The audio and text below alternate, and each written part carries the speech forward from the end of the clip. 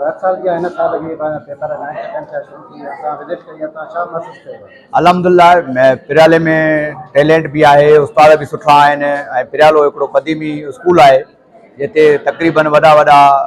साईं गोसली शाह हितां पढ़ी वियो आहे, अब्दुल हमीद डोगर साहिबु हितां पढ़ी वियो आहे, असां सभु हितां पढ़िया आहियूं ऐं साईं प्रिंसिपल जी हिते महिनत आहे साईं सिकंदर सुमरे साहिब जी जेको जेका आहे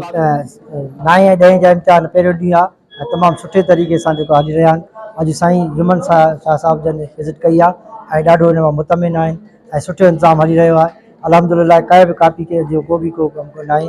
इंशाअल्लाह जहिड़ी कोशिशूं रहियूं त जेके ॿार नौजवान अॻिते हली जेको आहे मुस्तक़बिल में ऐं नौजवान महिनत करनि था। असां कापीअ ते कंट्रोल करण जी वधि में वधि कोशिशि कई आहे ऐं गवर्नमेंट जा जेके बि रूल्स एंड रेगुलेशन आहे उन्हनि खे फॉलो कंदे प्रिंसिपल सां गॾु असां as a chairman town committee असां कोशिशि कयूं था त ॿार पाण पेपर कनि, कापीअ खां परहेज़ कनि। छो कापी हिकिड़ी बीमारी आहे, हुन खां असां कोशिशि कंदासीं असां हिन सेंटर खे उहा कापी न करे ऐं पाण ई ॿार कनि। ऐं ॿार अल्हम्दुलिल्लाह ॿारनि में टैलेंट आहे, छो ॿार पढ़िया आहिनि सॼो साल, ॿार पाण ई पेपर कनि था ऐं उमेदु आहे त